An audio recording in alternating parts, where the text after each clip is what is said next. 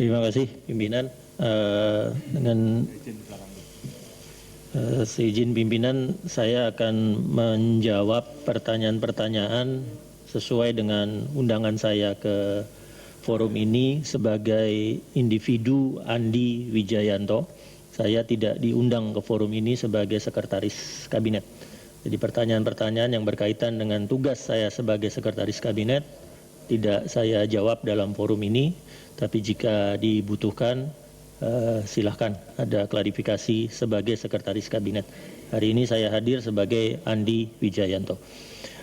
Pertama, pertemuan yang saya lakukan dengan Pak Abraham Samad, sekali lagi saya menegaskan bahwa sebagai tim 11, inisiatif yang kami lakukan untuk bertemu Pak Abraham Samad hanya ke keluarga Pak Abraham Samad di rumah di Pulau Mas bertemu dengan ibunda dan istri Pak Abraham Samad. Tidak ada pertemuan lainnya. Itu dilakukan karena kami menyadari ada kode etik kepemimpinan kelembagaan KPK yang tidak memungkinkan kami bertemu dengan Pak Abraham Samad. Dan dalam pertemuan, baik itu di Bandara Adi Sucipto maupun di rumah di Pulau Mas, kami tidak membicarakan kemungkinan Pak Abraham Samad sebagai calon wakil presiden. Mengapa? Karena izin pimpinan, menemui ibunda dan istri Pak Abraham Samad, sepengetahuan Abraham Samad apa? Sepengetahuan Pak Abraham Samad. Sepengetahuan. Sepengetahuan.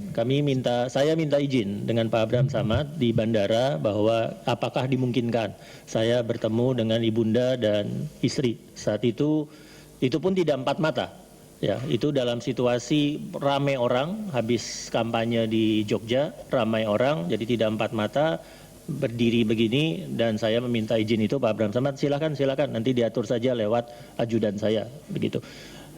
Dan tidak ada pembicaraan tentang cawapres. Saya saat itu masih jauh dari proses untuk menetapkan cawapres, dan tahu persis bahwa penetapan cawapres itu akan di tangan dua orang, Ibu Megawati dan Pak Jokowi.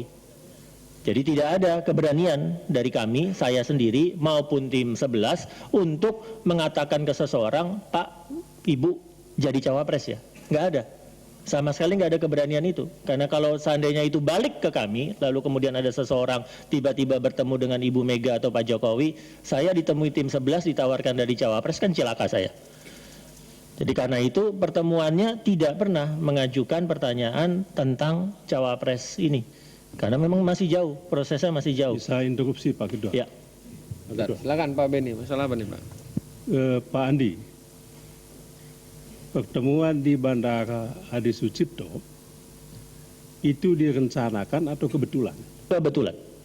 Tidak diskenariokan? Tidak diskenariokan. Tidak diskenariokan, sama-sama kebetulan jadwalnya hampir mirip penerbangan. Tidak diskenariokan. Atau Pak Andi tidak tahu diskenariokan? Sepengetahuan saya itu kebetulan. Saya nempel terus dengan Presiden. Saat itu saya ingat jadwal kampanye itu ada ke kampus, ada ke Taman Siswa, lalu terbang kembali ke Jakarta. Jadi saya nempel terus dengan Presiden. Atau saudara Andi, apakah saudara Andi tahu, mungkin dari sisi Pak Andi tidak tahu, mungkin dari pihak Abraham Samadnya memang sudah tahu bahwa Pak Jokowi ke Jogja, lalu dia bikin planning supaya bisa ketemu di bandara, kan bisa saja. Saya tidak tahu itu. Tidak tahu. Silakan diklarifikasi ke pihaknya Pak Abraham Samad. Ya. Tapi di pemahaman saya pertemuan itu kebetulan.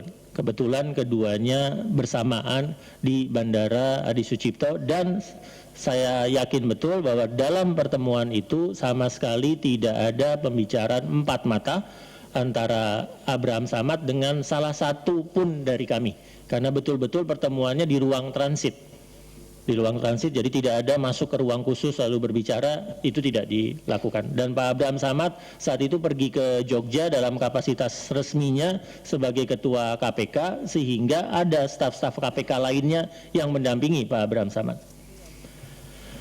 Itu yang pertama. Jadi pertemuan yang kami inisiasi betul-betul hanya pertemuan kebetulan itu dari kebetulan di Bandara Adi Sucipto. Kemudian saya meminta izin ke Pak Abraham Samad untuk bertemu dengan ibunda dan istrinya untuk mencari data-data tambahan tentang nilai-nilai keluarga, background, dan seterusnya. Apakah pertemuan yang sama kami lakukan untuk cawapres lainnya? Pimpinan, interupsi pimpinan. Minta izin ke Pak Abraham Samad untuk menemui ibunda dan istrinya. Paling tidak ada alasan yang dikemukakan kepada Abraham. Untuk apa? Ya kan begitu. Untuk apa menemui ibunda dan istri saya, apalagi wawancara dalam konteks background apa segala macam. Itu kan paling tidak ada alasan seperti itu. Ya tidak mungkin hanya sekedar menemui begitu saja tanpa ada alasan begitulah. Ya. Coba dijelaskan. Tidak, yang jelas tidak dalam kerangka untuk pencawapresan, karena saya tidak berani melangkah ke jalur itu. Ya saat itu masih terlalu jauh. Ya dari proses yang akan kami lakukan sampai ke cawapresan itu masih kira-kira masih 1,5 bulan lagi. Pak Ketua, interupsi boleh Pak Ketua, sebelum berpanjang-panjang nggak jelasnya ini. Silakan Bu Dwi. Tadi kalau nggak salah saya catat, itu juga bagian dari cara untuk menjaring Iya.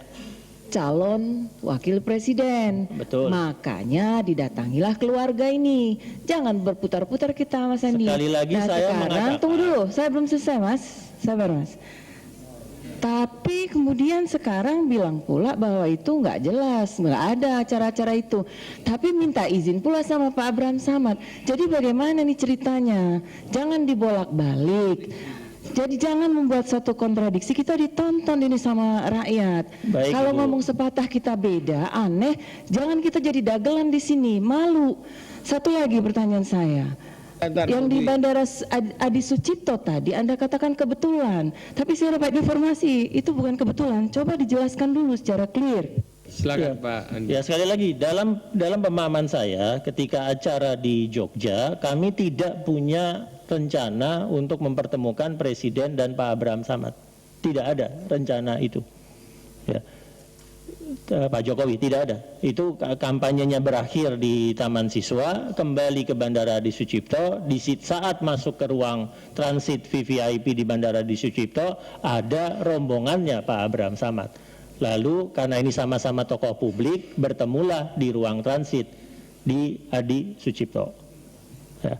Lalu yang kedua, ya, saya sebagai tim 11 itu tidak berani mengatakan ke Abraham Samad, Pak minta izin ketemu dengan ibunda dan istri untuk mewawancara keluarga karena Bapak dicalonkan sebagai cawapres. Kata itu nggak bisa saya ucapkan. Karena itu masih jauh, prosesnya masih jauh. Bahwa Pak Abraham Samad masuk dalam nominasi untuk menjadi cawapres, iya. Tapi saya tidak pernah melakukan komunikasi dengan Pak Abraham Samad yang mengatakan bahwa beliau adalah calon wakil presiden dari Pak Jokowi. Tidak dilakukan. Itu kami masih dalam taraf penjajakan. Dan saat itu calonnya masih 7. Masih 7 orang calonnya. Jadi kami tidak bisa. Misalnya, saya tadi menjelaskan bahwa dengan Pak Yusuf Kalla, kami melakukan pertemuan itu 7 atau 8 kali dengan Pak Yusuf Kalla dan dilakukan berkali-kali di rumahnya Pak Yusuf Kalla, Jalan Brawijaya. Kami melakukan hal yang sama. Untuk calon-calon lain ada hal yang kami lakukan, tapi tidak semuanya kami katakan bahwa ini untuk pencawapresan. Saat itu prosesnya tidak ke sana dan kewenangan untuk itu adanya di Ibu Megawati dan Pak Jokowi. Interupsi. Yang mau saya tanyakan, kok dari mana Pak Andi ini tahu bahwa ibundanya Pak Abraham itu ada di Jakarta? Kok tahu-taunya kalau dibilang mau ketemu dengan istri boleh. Kalau dengan ibunda kok Anda tahu Ya, bahwa bertanya. Terima Jadi kasih. saya bahkan minta izin jika saja ibundanya ada di Makassar, bolehkah saya bertemu di Makassar? Lalu Pak Abraham Samad ada di Jakarta keduanya. Jadi saya kemudian ke Pulau Mas bertemu di Pulau Mas. Pak Ketua, bisa untuk Iya Pak Beni, ini masalah pertemuan dengan Ya. ibunda aja nih Pak. ya karena ini Pak Andi, ini penting.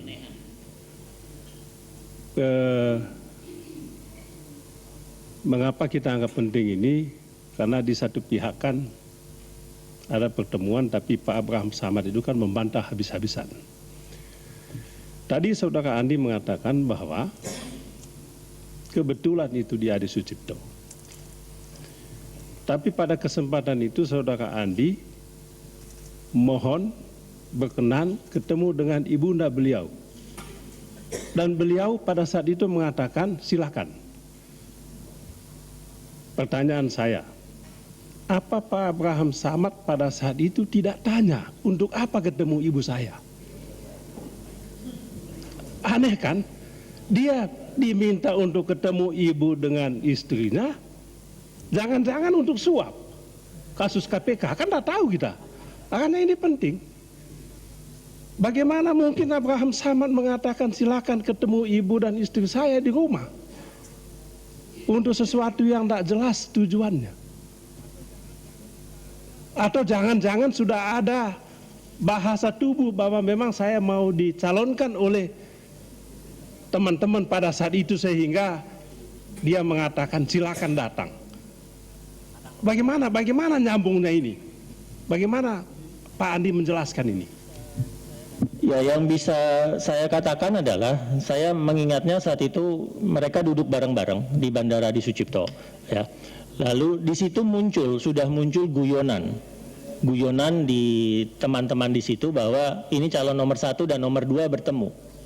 Guyonannya muncul di sana. Jadi saya tidak perlu lagi menciptakan kondisi apa-apa untuk ke Pak Abraham Samad, karena guyonan nomor 1 dan nomor 2 sudah dimunculkan di pertemuan di Bandara Adi Sucipto itu. Ketawa ringan-ringan saja. Nah, saat akan ke pesawat, Pak Jokowi akan ke pesawat, saya katakan ke Pak Abraham Samad, bisa tidak saya bertemu dengan ibunda? Ini sudah mau berjalan, kami mau berjalan ke pesawat. Pak Abraham Samad, ya sudah, silakan saja. Nanti diatur lewat ajudan. Sesederhana itu. Tidak ada penjelasan yang bisa saya berikan lain karena memang hanya sesederhana itu prosesnya. Pak Ketua, saya lanjut Pak Ketua. Ketika Pak Andi meminta begitu, apakah Pak Abraham Samad tidak tanya apa maksudnya ketemu ibu beliau? Tidak. Ya. Dia tidak tanya maksudnya apa? Iya, karena saya sudah kenal Pak Abraham Samad sudah cukup lama dalam kapasitas individu. Jangan bolak-balik. Iya. Tidak ditanyakan. Ya, dengar dulu pertanyaannya. Saya tidak nanya apakah sudah kenal lama atau tidak. Saya tanya, Pak Andi, ketika saudara minta Abraham Samad untuk datang ke rumah ketemu ibu dan istrinya, apakah saudara Abraham Samad tidak pernah tanya balik? Apa maksudnya ketemu ibu saya dan istri saya? Langsung saja mengatakan silakan ketemu. Iya. Tanpa ada pertanyaan. Iya. Baik, Bapak Ibu sekalian. Lagi Pak Ben, mohon maaf. Sebentar Pak Suding. Kan jawaban Pak Andi dalam catatan saya ada 4 orang yang sama menanyakan. Pak Andi tetap stick bahwa tidak ada maksud tertentu. Kita hargai pernyataan Pak Andi dalam forum ini untuk menjadi catatan kita apabila nanti di kemudian hari kan terbuka. Jadi kita tidak usah kejar lagi, cukup udah 4 orang nih berputar ini dari Bu Dwi, Pak Juniman. Nah, Pak Ketua, sama. perlu diperdalam Pak Ketua. Nah, sedikit Pak. Nah, baik Pak Andi. Bentar Pak Suding. Pak Suding masih masalah ibu ini, enggak ya, lain ganti ya. Nah, tadi disampaikan dengan pertanyaan dari Pak Beni tadi, ya, bahwa sama sekali tidak ada respon dari Pak Abraham Samad untuk apa kan begitu. Apakah Pak Abraham Samad tahu kalau Pak Andi ini ketua tim 11, ketua tim penjaringan? Tidak tahu. Tidak tahu juga. Tidak tahu. Wah. Udah, enggak apa-apa. Ini Identitas kami sebagai tim 11 itu baru terbuka di media, yaitu kira-kira pada saat tim kampanye nasional sudah terbentuk. Identitas kami sebagai tim 11. Jadi ketika itu Abraham juga tidak tahu kalau Bapak ini masuk dalam ketua tim 11. Pak Abraham Samad memahami bahwa saya merupakan bagian dari tim kampanyenya Pak Jokowi. Tapi kalau Pak Abraham Samad itu memahami bahwa saya adalah bagian dari tim 11 yang bertugas menjaring cawapres, saya tidak yakin beliau paham. Karena identitas kami betul-betul tidak diketahui oleh publik sampai kira-kira pengumuman tim kampanye nasional. Ketua, interupsi pimpinan. Bapak Ibu sekalian, ini kesempatan Pak Andi. Biarkan Pak Andi selesaikan dulu. Waktu ini juga jam 1.30. Kita nanti kalau kita sepakat dalam pendalaman, apabila disepakati dalam pleno Komisi 3, kita akan bentuk pansus khusus untuk ini. Jadi tidak perlu kita dalami, nanti kan kita bisa counter secara cross check dari data-data dan notulensi rapat kita pada siang hari ini. Silakan Pak Andi. Pak Ketua, satu Pak Ketua yang belum. Silakan Pak Andi. Ya, baik, terima kasih Pak Ketua.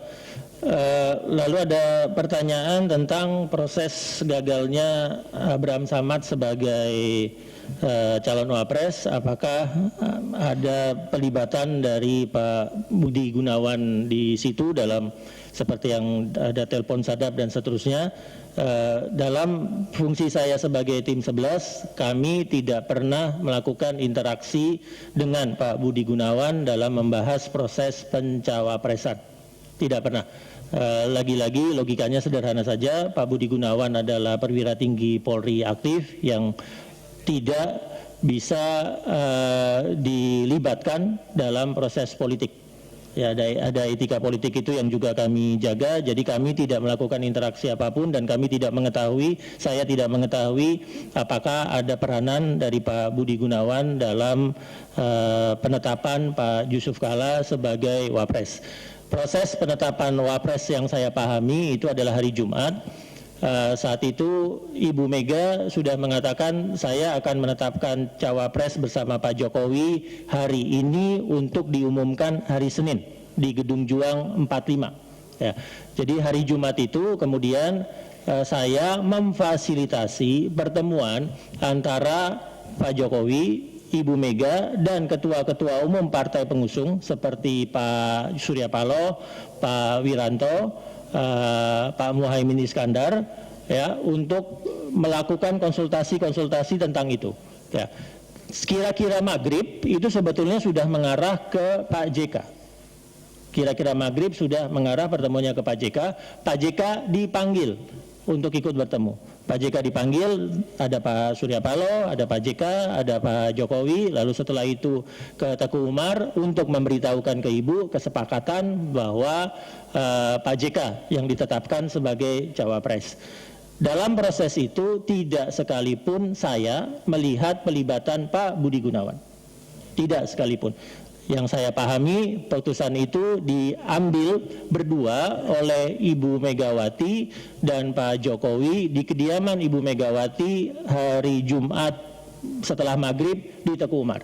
Setelah itu kemudian Pak Jokowi memerintahkan kami untuk menyiapkan acara pengumuman Pak JK yang dilakukan hari Senin di Gedung Juang. Nah, ketika itu dilakukan tentunya tadi ada pertanyaan tentang pendanaan, kami belum menyiapkan pendanaan untuk tim kampanye nasional. Pendanaan tim kampanye nasional baru dilakukan setelah ada penetapan capres dan cawapres, dibentuk tim kampanye nasional. Kami kemudian memakai prosedur yang ada di KPU yang sudah dilaporkan kepada KPU proses pendanaannya. Mas Cahyo sendiri adalah ketua tim kampanye nasional, saya sekretarisnya. Prosesnya dilakukan dan sudah dilaporkan ke KPU. Tidak ada mekanisme atau penyiapan pendanaan untuk calon-calon lainnya, karena setelah itu kami bekerja untuk pemenangan Pak Jokowi dan Pak JK. Pertanyaan-pertanyaan lainnya tadi berkaitan dengan fungsi saya sebagai sekretaris kabinet. Mohon izin untuk tidak menggunakan forum itu, forum kali ini untuk menjawab pertanyaan-pertanyaan tersebut. Terima kasih. Ada tadi yang interupsi dari beberapa, Ibu Dwi, Pak Junimat, Pak Hadi sama Pak Abu jadi ya? Mau interupsi tadi? Jadi ya, silakan Bu Dwi dulu. Ya Pak Ketua. Ke Pak Andi ya, Pak Andi ya. Silakan. Khusus ke Pak Andi saja. Ada yang belum terjawab pertanyaan saya, Dinda. Itu tadi pertemuan dengan keluarga Pak Abraham Samad itu hanya beliau saja, keluarganya, atau semua calon wakil presiden itu keluarganya ditemui, atau 7-7-nya itu? Kalau nggak 100, kebanyakan 100 kan? Apa 7 itu juga ditemui semua keluarganya dengan yang seolah-olah tidak ada agenda itu? Itu satu. Kemudian ini kita perbandingkan memang yang agak saya pikirkan. Kalau kemarin Komisi 3 ini kan memang datang ke calon ketua keluarga calon ketua Kapolri, ya kan? Untuk ya itu silaturahmi lah, entah apalah, kita cek and recheck keluarga. Apa itu juga bagian dari itu sehingga datang khusus ke keluarga calon wakil presiden yang Bapak Abraham Samad itu maksudnya itu belum dijawab, tolong jawab dulu lah itu. Makasih Pak Ketua. Baik, sebentar Pak Andi, ditampung dulu aja. Silakan Pak Junimar. Ya, makasih pimpinan. Saudara Andi Wijayanto, tentang Rini Sumarno, ini belum clear. Ya, tentang Rini Sumarno dengan Pak Abraham Samad, dengan Andi Wijayanto dalam pertemuan yang kelima. Pertemuan yang kelima. Itu yang pertama. Yang kedua, bahwa saudara Andi Wijayanto mengetahui ada dana besar untuk mendorong Abraham Samad, ya, mendorong Abraham Samad menjadi calon wakil presiden, dan bahkan dana tersebut konon diterima oleh Andi Wijayanto dan Rini Sumarno. Tolong diklarifikasi nih. Makasih pimpinan. Silakan Pak Adi. Terima kasih pimpinan. Saya hanya untuk memperdalam tadi mengenai masalah pertemuan. Jadi Saudara Wijayanto mengatakan bahwa tidak tahu Abraham Samad untuk datang ke rumahnya. Pertanyaan saya adalah apakah itu inisiatif sendiri, ya, atau ada perintah dari Pak Jokowi untuk datang ke keluarganya? Itu masih. Pak Abu, silakan. Ya, saya di tengah-tengah aja nih pertanyaan Pak Andi. Ada logika yang nggak nyambung dalam kehidupan silaturahim dan kebiasaan. Apalagi menyangkut istri dan ibu. Quote and quote itu ada satu hal yang aneh. Saya nih kalau didatangi istri itu, apalagi laki-laki, ntar dulu. Siapa dia, mau apa dia? Dan haram hukumnya tanpa izin saya. Dan mau apa? Itu tuh kira-kira deh. Ini kaidah umum dulu. Terus kedua, ibunda. Jadi maksud saya, jujurlah, kita ini bernegara. Kalau memang terencana ya bilang aja udah terencana, selesai kan. Jadi nggak banyak muter. Kalau muter kayak gini kelihatan jadi kayak bodohnya kita gitu. Bodoh yang bercerita, bodoh kita yang nanya gitu akhirnya. Jadi maksud saya Pak Ketua, ada logika silaturahim yang aneh. Jadi penjelasan ini perlu klarifikasi yang kuat dan yang baik. Dan saya pikir kejujuran itu membuat ringan hati kita semua dalam penyelesaian masalah. Makasih. Silakan Pak Andi, ada 4 nih dalaman. Ya, sekali lagi pertemuan yang saya lakukan dengan Pak Abraham Samad hanya sebatas pertemuan di Bandara Adi Sucipto dan minta izin bertemu dengan ibunda di Pulau Mas bersama istri. Tentang dana besar, saya tidak tahu dari mana asal informasi itu. Ya mungkin bisa saya gambarkan begini dalam proses pencawapresan. Tanggal 26 Desember, Ibu Mega memberikan signal ke kami, siapkan Jokowi X. Tanggal 12 Maret, Ibu Mega melakukan pertemuan khusus dan kemudian mengatakan,